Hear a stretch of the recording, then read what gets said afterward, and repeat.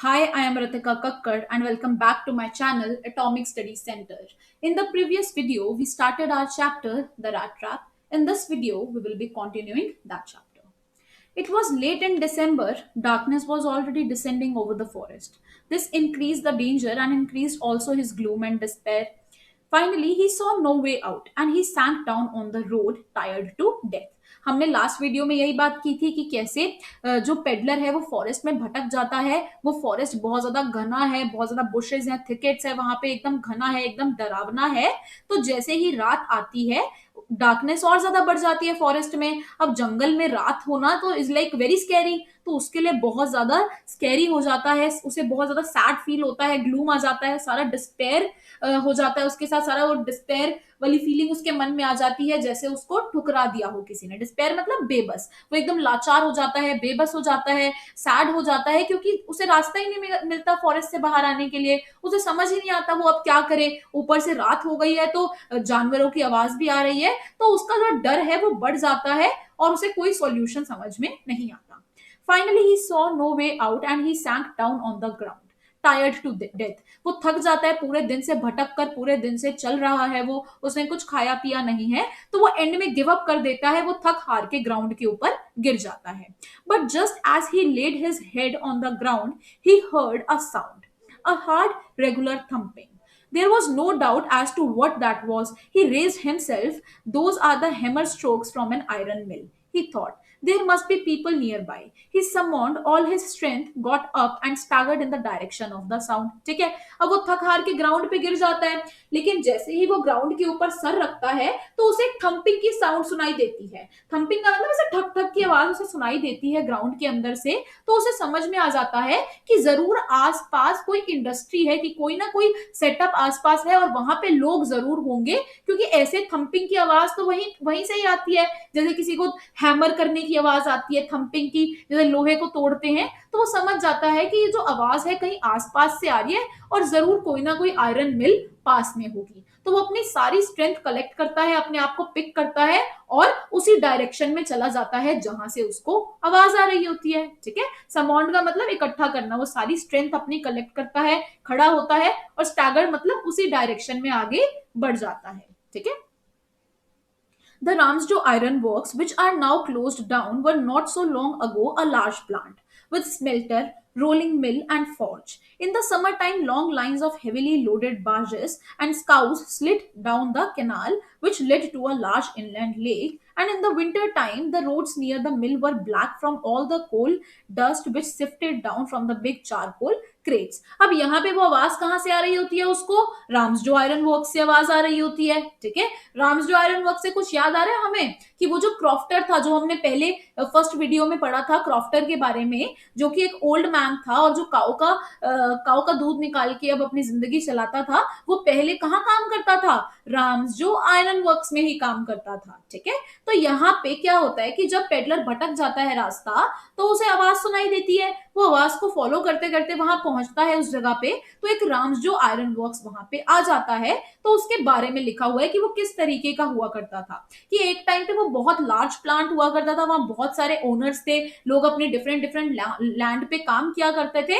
लेकिन अब वो इतना ज्यादा लार्ज प्लांट नहीं है, एक छोटी सी जगह है अब वो, जहां पर ये स्मेल्टिंग का काम किया जाता है, आयरन को पिघाला जाता है, शेप दिया जाता है, रोलिंग मिल है वहां पर, एक फॉर्ज है। ठीक है, वहां पर किया जाता है सारा काम। और समर टाइम में तो वहां पे काम ज्यादा होता है। अब तो विंटर्स है क्योंकि इतना काम नहीं है वहां पे, लेकिन समर टाइम्स में वहां पे बहुत ज्यादा काम होता है। वहां पे बार्जेस, काउज, वो जो भी चीजें बनाने के काम आती हैं, जो भी आप समझ सकते हो, नाव वगैरह बनाते हैं, जैसे बोट्स बनाते हैं, बोट्स में भी तो आयरन लगता है। तो वहां से जो केनाल्स बनते हैं, जिस तरीके से डैम्स बनते हैं, वो जो आयरन का सारा सामान है वो वहीं से ही मिलता है। तो समर टाइम पे काम ज्यादा होता है राम्स जो आयरन वर्क में। लेकिन अब विंटर का टाइम है, तो विंटर में इतना ज्यादा काम नहीं है। लेकिन फिर भी वहां पे बहुत ज्यादा डस्ट है, जो कोल यूज कर रहे हैं, जो कोयले से काम हो रहा है, जो पिघालने के काम आ रहा है कोयला, उसमें से उड़ने वाला जो धुआं है वो सारा वहां पे फैला हुआ है।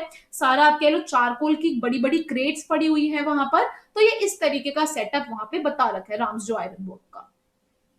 During one of the long dark evenings just before the Christmas, the master smith and his helper sat in the dark forge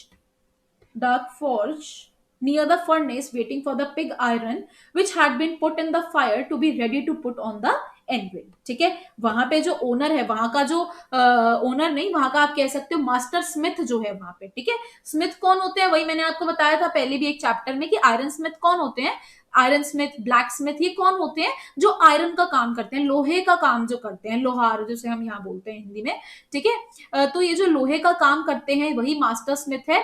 तो वहां का जो मास्टर है वो अपने अप्रेंटिस के साथ, अपने हेल्पर के साथ आप कह लो, वहां पे बैठा हुआ है और फर्नेस के पास, भट्टी के पास एक बैठा हुआ है, क्योंकि वो इंतजार कर रहा है कि कब आयरन जो है वो जमेगा, कब जाके वो पकेगा, ठीक है। पिग आयरन, पिग आयरन क्या होता है, कच्चा आयरन, ठीक है। आयरन को भी तो कितनी बार शेप्स दी जाती है, पिघाला जाता है, फिर उसकी रिफाइनिंग की जाती है, बहुत सारे काम होते हैं। तो वो वेट कर रहे हैं फर्नेस के पास बैठ के, एक भट्टी है वहां पे गरम गरम, उसके साथ में वो बैठे हैं, विंटर का टाइम है और उसके अंदर क्या पिघल रहा है, आयरन पिघल रहा है, पिग आयरन, ठीक है। तो वो वेट कर रहे हैं कि कब वो पक जाएगा ताकि वो उस एनविल के ऊपर रख दें।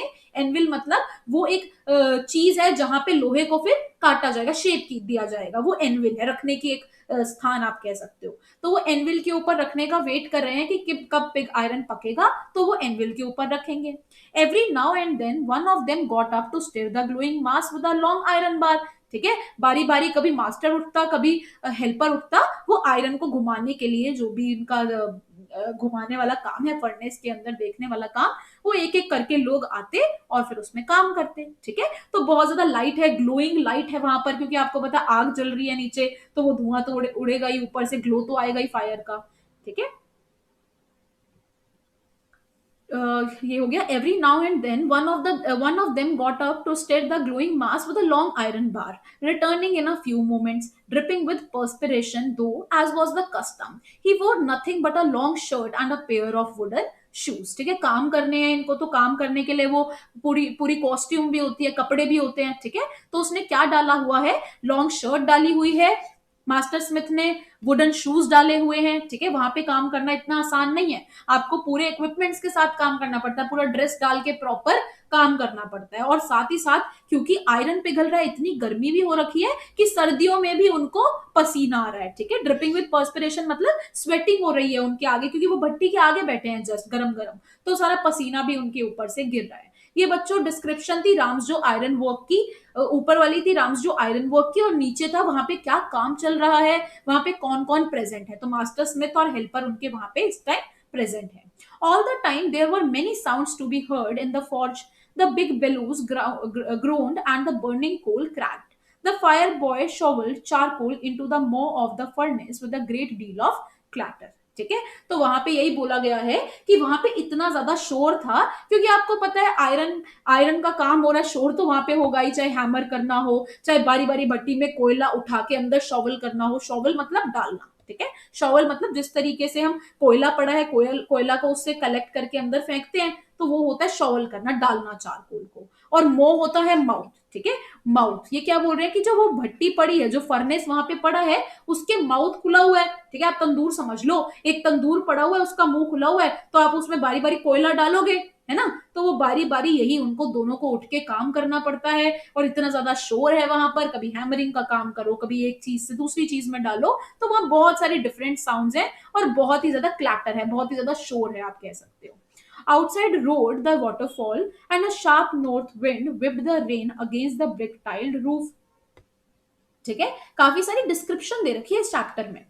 It was probably on account of all this noise that the blacksmith did not notice that a man had opened the gate and entered the forge until he stood close up to the furnace, ठीक है। इसके बाद बताया हुआ है कि क्योंकि master Smith और हेल्पर जो है वो बिजी है अपना आयरन का काम संभालने के लिए, तो वो नोटिस नहीं करते कि पीछे से फॉर्ज, मतलब वो जो एरिया है उसे फॉर्ज बोला गया है, कि फॉर्ज में एक आदमी एंटर कर जाता है। कौन है वो एंटर करने वाला, पेडलर है, ठीक है। तो पेडलर चुपके से आता है, एंटर कर जाता है उनके फॉर्ज में, तो वहां पे आयरन स्मिथ और हेल्पर बैठे होते हैं, तो वो नोटिस नहीं करते कि गेट खुला है, क्योंकि वो अपने काम में बिजी है। लेकिन जैसे ही पेडलर फर्नेस के पास आ जाता है, आग के पास आ जाता है, तो आग का जो एम्बर ग्लो है, वो जो ग्लो है, उन्हें दिख जाता है, उस लाइट में, उस रोशनी में दिख जाता है हेल्पर को और ब्लैक स्मिथ को कि कोई उनके फॉर्ज में घुस आया है, ठीक है। तो फिर उससे बात करते हैं। Surely it was nothing unusual for poor vagabonds without any better shelter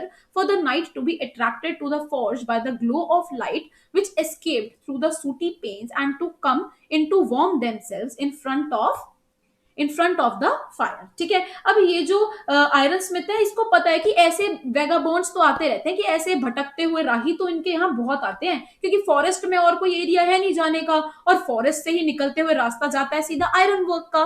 तो उन्हें आदत है कि ऐसे वेगाबॉन्ड्स तो इनके वहां पे आते जाते रहते हैं, तो कोई बड़ी बात नहीं है कि वो यहाँ पे पूछेगा आकर पेडलर कि रात रुकने के लिए जगह चाहिए। तो इनके लिए कोई बिग डील नहीं है, ये इनके साथ चलता आया है, हमेशा यहाँ पे लोग आते रहते हैं कि उन्हें दूर से ही दिख जाता है कि आग दिख रही है, ऊपर से सूटी पेन्स दिख जाते हैं, धुआं उठता हुआ दिख जाता है उनको, और वो वही फॉलो करते करते हमेशा लोग भटके हुए आ जाते हैं इनके आयरन वर्क में। The blacksmiths glanced only casually and indifferently at the intruder। Intruder मतलब कि जो बाहर से घुस आया है, इंट्रूडर बोलते हैं उसको हम, इंट्रूडर, ठीक है, जो बीच में घुस गया है वो intruder। He looked the way people of his type usually did, with a long beard, dirty, ragged, and with a bunch of rat traps dangling on his chest। ठीक है, तो यहाँ पे वो यही सोचता है कि ये तो वही यूजुअली इनके साथ होता आया है, ब्लैक स्मिथ ने तो बहुत देखे हैं ऐसे भटके हुए राही, और वो वैसे ही था, भिखारी टाइप ही उसकी पूरी लुक थी, उसकी लॉन्ग बियर्ड थी, कपड़े गंदे थे, फटे हुए थे, और साथ में जो रैट ट्रैप्स हैं वो उसके छल्ले में लटक रहे थे, उसके ऊपर उसकी चेस्ट पे उसने छल्ला लटकाया हुआ है, और वो वहां से डैंगलिंग वे में आप कह सकते हो कि वो लटक रहे हैं रैट ट्रैप्स। ठीक है, बहुत सारे रैट ट्रैप्स उसने अपने चेस्ट के ऊपर लटका रखे हैं।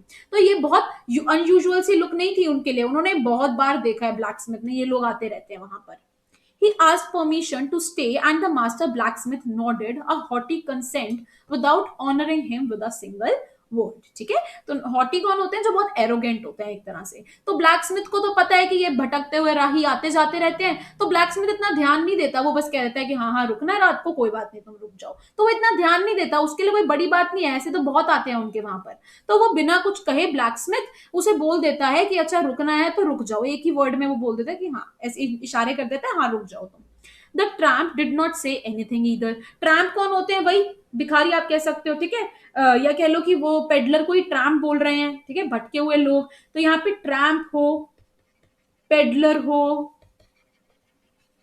ठीक है, रैट ट्रैप सेलर हो, ये सारे वर्ड्स एक ही हैं, एक ही पर्सन के लिए यूज किए गए हैं। तो वहां पे वो ट्रैम्प जो है वो कुछ नहीं कहता, he did not come there to talk but only to warm himself and sleep. कि वो वैसे ही पूरे दिन से थका हुआ होता है, उसे तो सोने की जगह चाहिए होती है, पानी चाहिए होता है, तो वो किसी से कुछ नहीं बोलता और अपने आप को गर्म करता है, क्योंकि वहां पे हीट बहुत ज्यादा है, वहां पे आयरन का काम चल रहा है पिघलने का, तो वहां पे थोड़ी गर्मी होती है, तो वो अपने आप को बस वार्म करने के लिए आया होता है और सोने के लिए आया होता है। In those days, the Ramsjo iron mill was owned by a very prominent iron master whose greatest ambition was to ship out good iron to the market. He watched both night and day to see that the work was done as well as possible.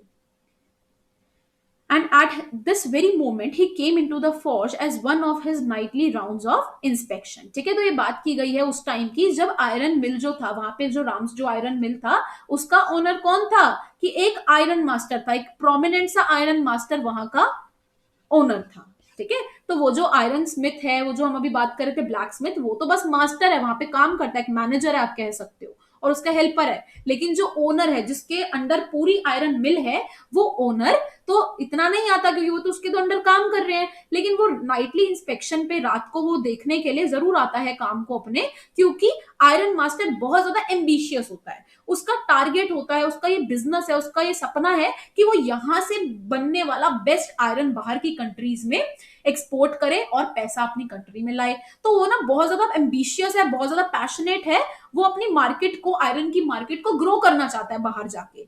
तो वो क्या करता है, हर रात को जो है अपनी नाइटली इंस्पेक्शन पे निकलता है, देखने निकलता है कि काम कितना हो गया, क्या काम चल रहा है। और आज भी ऐसा ही होता है, जिस दिन पेडलर आया होता है तो वो जो ओनर है वो भी एक इंस्पेक्शन पे आते हैं, नाइटली इंस्पेक्शन में आयरन मिल में आते हैं। Naturally, the first thing he saw was the tall ragamuffin who had eased his way so close to the furnace that steam rose from his wet rags। ठीक है, अब सबसे पहले जैसे ही वो आयरन मास्टर एंटर करते हैं फॉर्ज के अंदर, तो वो नोटिस करते हैं उसी को, पेडलर को नोटिस करते हैं, क्योंकि अभी पेडलर और मैनेजर आपस में बातें कर रहे हैं, पीछे से आयरन मास्टर आ गए, ओनर आ गए मिलके। तो वो देखते हैं कि कोई एक रागा मफिन है, कि कोई ऐसे ही वैगाबॉन्ड सा आया हुआ है इनके वहां पे, और अपने और जो मास्टर है उसके साथ बात कर रहा है, तो सबसे पहले जो है आयरन मास्टर उसकी तरफ आते हैं कि वो देखने आते हैं कि ये आज अंदर कौन घुस गया इनके वहां पर। ठीक है, तो वो जैसे ही देखते हैं कि पेडलर वहां पे प्रेजेंट है और पेडलर के ऐसा लग रहा है कपड़ों में से धुआं निकल रहा हो, क्योंकि he standing so close to the furnace, ऐसा लग रहा है कि जैसे उसके कपड़ों में से धुआं निकल रहा हो। तो वो उसे देख के वहां चले जाते हैं iron master. The iron master did not follow the example of the black who had hardly deigned to look at the stranger। लेकिन आयरन मास्टर ऐसे नहीं है, वो हर किसी को इस तरीके से ट्रीट नहीं करते। आयरन मास्टर बहुत प्यार से बात करने वाले आदमी है, हर इंसान को रिस्पेक्ट देने वाले आदमी है। क्योंकि मास्टर ने क्या किया, मास्टर ने ध्यान नहीं दिया पेडलर के ऊपर, मास्टर ने कहा रुकना है रुक जा, बस इतनी बात हुई। लेकिन जो आयरन मास्टर है वो देखने आए हैं कि ये पर्सन कौन आ गया है, ये ठीक है या नहीं, इसे क्या हुआ है। तो आयरन मास्टर उसे देखकर उसकी तरफ चले जाते हैं। नेचुरली ये तो हो गया ना, है ना। चलो आगे। The iron master did not follow the example of the blacksmiths who had hardly deigned to look at the stranger. He walked close up to him. ठीक है, आयरन मास्टर किसके पास जाते हैं, पेडलर के पास जाते हैं। Looked him over very carefully, then tore off his slouch hat to get a better view of his face। ठीक है, तो यहाँ पर क्या होता है, यहाँ पे जो आयरन मास्टर है वो उसका बेटर व्यू लेने के लिए अपने हाथ को उतारते हैं और देखते हैं कि ये है कौन, ये आ कौन गया है उनके वहां पर। But of course it is you, Nicholas Olof, he said, how you do look।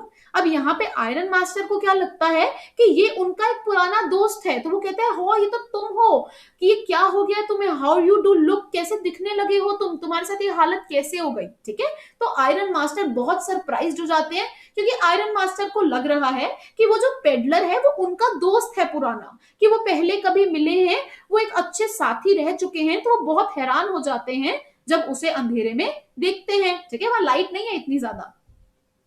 The man with the rat traps had never before seen the iron master at Ramsjo and did not even know that what his name was. But it occurred to him that if the fine gentleman thought he was an old acquaintance, he might perhaps throw him a couple of honor. Therefore, he did not want to undeceive him all at once। ठीक है, अब peddler को लगता है, peddler देखता है iron master को और वो सोचता है कि इसने तो कभी देखा ही नहीं आयरन मास्टर को।